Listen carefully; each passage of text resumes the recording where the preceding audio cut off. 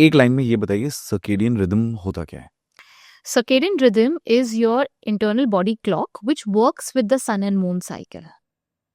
So जब हम सुबह उठते हैं सन के साथ, जैसे सनराइज होता है, हमारे बॉडी को रियलाइज होता है oh it's time to wake up, get to work, do everything and चलो मतलब achieve all your dreams, everything that you have to do during the day. Now how the stone age men lived, उनको clock नहीं था, उनको watch नहीं था, तो वो जगते कैसे थे? सनराइज से.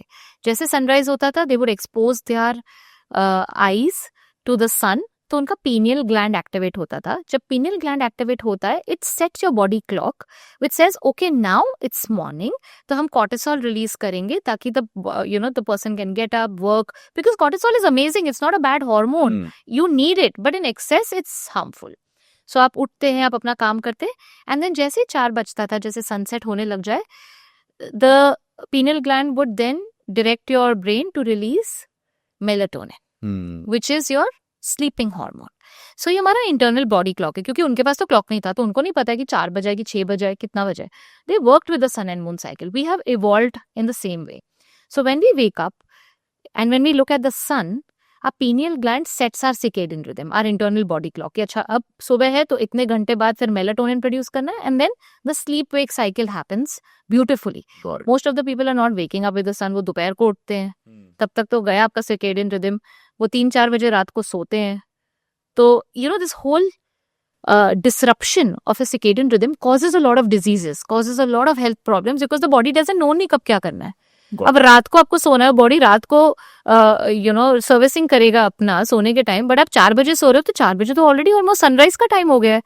Body is confuse, what do I do? So all your functions are not happening as they should, and that causes imbalance and that causes disease. Alright, back to breakfast. या breakfast में क्या खाना चाहिए, क्या नहीं खाना चाहिए, लोग क्या गलत खा रहे हैं और लोगों को क्या करेक्ट करके खाना है? सो पहले तो जब हम ब्रेकफास्ट की बात करें, we have to understand it has to be a moderate heavy meal, not the heaviest, because your sun is just rising and आपका डाइजेस्टिव फायर बहुत नहीं अभी तक पीक किया है. वो पीक होता है 12 to 2 के बीच में. So technically lunch should be a good meal.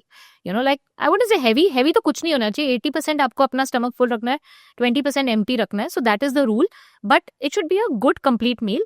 Your breakfast can be a nice small meal that your body can digest, so that the digestive power जितना है उतना यूटिलाइज कर ले. तो आप देखो क्या खा सकते हैं. You can have poha with moong and veggies. You can have a bowl of oats with chia seeds and almond milk and lots of nuts and seeds in it. You can have your millet dosas, millet idlis with sambar and chutney. Again, makes it a nice complete meal. You can also have parathas, but that is not your malai and makhan and ghee market. You can have your millet parathas with vegetables in it, and of course put a little bit of coconut oil or a good quality ghee, whatever you're using, uske upar. And that should be your meal, a complete mix of good carbs, complex carbs, proteins and fats. Maybe you can have a handful of seeds with it. Subah, mixed seeds आप खा लो, so that gives you your good fats, it gives you nutrients, zinc, magnesium, iron, सारा कुछ होता है आपके seeds में. So that's how you make like a nice small breakfast, and then you get to your lunch. So hydration and a small, like a good blend of carb, protein, fat breakfast is good to start your day. So moderate breakfast खाना चाहिए और एक balance of carbohydrates, fiber and protein and fats. Yes. और coffee सबसे पहले नहीं पीना चाहिए, क्योंकि कॉफी इरिटेंट है और आपके स्टमक लाइनिंग को अफेक्ट करेगा, गट हेल्थ को अफेक्ट. यस, एंड स्ट्रेस भी क्रिएट करेगा, एंजाइटी एंड स्ट्रेस, जो वैसे आजकल बहुत सारे लोग उससे स्ट्रगल कर रहे हैं. करेक्ट. प्रोसेस्ड फूड मार्केट के बारे में मेरे को आपसे बात करनी है, क्योंकि मिस इन्फॉर्मेशन बहुत फैला हुआ है. प्रोसेस्ड फूड इंडस्ट्री की मार्केटिंग बजट बहुत हाई होती है, तो वो एक आम आदमी को, मुझे भी आराम से कुछ भी बेच सकता है और उसका नैरेटिव आराम से चेंज कर सकता है कि ये हेल्दी है. लोग कहते हैं कि बिस्किट अनहेल्दी है क्योंकि उसमें मैदा है, बट ये बिस्किट हेल्दी है क्योंकि ये आटा है. बट अगर आप लेबल पढ़ोगे तो प्रोसेस्ड व्हीट फ्लावर लिखा होता है, जो एक्चुअली मैदे का एक दूसरा नाम है. खाली ये एक लीगल लूपहोल जो उनको पता है, ताकि उनके ऊपर कोई लीगल लायबिलिटीज ना है, क्योंकि उनकी लीगल टीम भी बहुत स्ट्रांग है. प्रोसेस्ड फूड एक इंडस्ट्री है जो हमें कुछ बेच रही है. एक कंज्यूमर होने के नाते आपको क्या ध्यान में रखना चाहिए कि इस गलत नैरेटिव में हम नहीं फंसे? आपने सही कहा, प्रोसेस फूड इंडस्ट्री एक इंडस्ट्री है, मतलब मनी मेकिंग इंडस्ट्री है और बहुत ज़्यादा प्रॉफिटेबल इंडस्ट्री है अभी। कुछ साल पहले इसका बूम हुआ है क्योंकि convenience foods became a very big thing, क्योंकि हम सब काम करने लग गए, पीपल स्टार्टेड वर्किंग, घर पे खाना बनाने का टाइम एंड फ्रेश फूड खाने का टाइम वो सब कम हो गया हमारे पास, तो हम कन्वीनियंस फूड्स की तरफ जाने लगे। एंड द प्रोडक्ट्स जो वो शेल्फ पे रख रहे हैं वो प्रोडक्ट्स फूडलेस है, हम्म फूड नहीं है, hmm they are food like substances, right? Because उनमें जो इंग्रेडिएंट्स है उनमें न्यूट्रिएंट्स नहीं है। एंड ये इंडस्ट्री ना एक बहुत स्मार्ट तरीके से वर्क करती है क्योंकि इनके पास फूड टेक्नोलॉजिस्ट होते हैं एंड फूड ये होते हैं, पता है, फूड डिजाइनर्स होते हैं जो आपके फूड को डिजाइन करते हैं इन अ वे कि कि उसका आपको लुक वो एंड फील वैसा लगे बट वो एक्चुअली हो ना और वो अडिक्टिव बने आपके लिए। addictive। How will they become profitable, Kunal, until you don't buy them again and again. आप एक बार खरीदेंगे तो उनका तो प्रॉफिट नहीं मिलने वाला। They need you to get hooked on to their products. वो हुक्ड ऑन कैसे करेंगे आपको प्रोडक्ट्स को?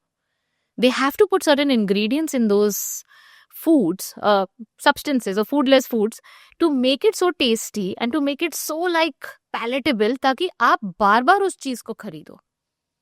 एंड उसके सबसे बड़े ऑडियंस कौन है? बच्चे, एल्डरली एल्डरली। एड्स भी वैसे ही टारगेटेड होते हैं। हाँ, बच्चे, elderly, office goers, weight loss. The weight loss market is big because आप देखेंगे high fibre biscuit, low fat low fat chips, all of that is there in the market. I am not saying all are bad. Now there are certain companies which are actually working on conscious creations and working on ingredients which are natural, like honest ingredients. ये 4 चीजें इसमें पड़ी हैं और ये हम आपको बता रहे हैं क्या है, which will be your like dates, almond, coconut, jaggery, like वो बता रहे हैं इसमें क्या। Those are not bad, but I'm talking about the commercial, absolute, designed foods which are made in a way that they look, feel amazing, taste amazing, so that you're hooked onto it. Now these are the foods that you need to stay away from because ये nature से नहीं आए हैं, ये एक manufacturing unit से आए हैं. They are made in a lab. They are designed, not designed by nature, designed by man. ठीक है, तो ऑब्वियसली उनको शेल्फ लाइफ बढ़ाना है, उनको टेस्ट अच्छा करना है, उनको सब करना है, तो उसमें जाएगा पाम ऑयल, उसमें जाएगा 60 टाइप्स ऑफ शुगर होते हैं, वो अलग अलग कोड नेम से लिखते हैं। हाँ, अलग अलग कोड नेम से। वो INS समथिंग समथिंग होगा, sweetener INS number, whatever the number is, and then they'll add refined flour, they'll add all types of artificial flavors, colors, additives, because आपको taste चाहिए ना, तो nature identical substances.